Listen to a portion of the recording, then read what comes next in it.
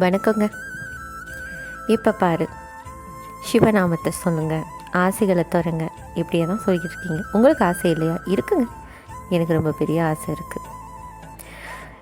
இந்த பிறப்பே வேணாம் அப்படின்ற ஆசை இருக்குது. முக்தி கொடுத்துரு இறைவா அப்படின்ற ஆசை இருக்குது. அடுத்து ஒரு பிறப்பு இருக்குன்ற கட்டாயம் தான். சிவனா திருவடி பாதங்கள் எங்கெல்லாம் படிக்கிறதோ அங்கெல்லாம் நான் மண்ணாக பிறக்கணுங்க. அதுதாங்க என் பேராசை. எனக்கு கஷ்டம் இல்லையான்னு கேட்காதீங்க, எனக்கு ரொம்ப ரொம்ப கஷ்டம் இருக்குதுங்க. இதுகிட்டே தான் இருக்கும். மனிதன் பிறந்ததுலேருந்து இறக்குற வரைக்கும் கஷ்டம் இருக்கதாங்க செய்யும்.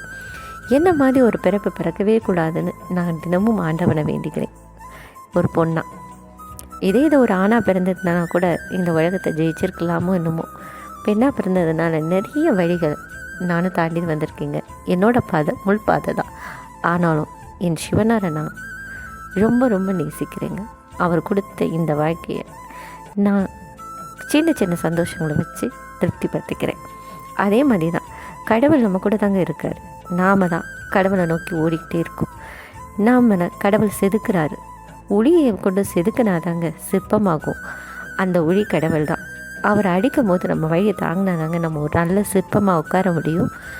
அந்த சிற்பத்தை ரசிக்கிற கண்கள் நம்ம பொறுமையாக இருந்து அந்த ஒளியனோட அடியை வாங்கினா தான் அந்த சிற்பம் அழகாமையும் நம்மளை 4 பேர் ரசிக்கவும் செய்வாங்க. அப்படிங்கும்போது வழி தாங்குகிற இதயம் தாங்க நம்ம கடவுள். அந்த இதயத்தை நீங்கள் கொஞ்சம் ஸ்ட்ராங்காக வைங்க. எது வந்தாலும் சோர்ந்து போகாதீங்க. நம் கடவுள் இருக்கார், நம்ம கூட தான் இருக்கார், நம்ம இதயத்தில் இருக்கார். நம்ம இதயம் பலகீனமானால் கடவுள் பலகீனமாவார் அப்படின்னு நினச்சி உங்கள் இதயத்துக்குள்ளே இருக்கிற அந்த தைரியத்தை வெளியே கொண்டு வாங்க. அதுதான் சிவன். சிவன் எங்கே இருக்கார் அப்படின்லாம் கேட்காதீங்க. உங்கள் இதயத்துக்குள்ளே, உங்கள் கூட, உங்கள் ரத்தத்தில், உங்கள் மூச்சில், உங்கள் உடலில் எல்லாத்துலேயும் கலந்துருக்கார். ஆத்மாத்மா இருக்கார். ஓம் நம சிவாய நம. ஓம். கடவுளை வெளியே தேடாதீங்க, உங்களுக்குள்ளே தான் இருக்கார்.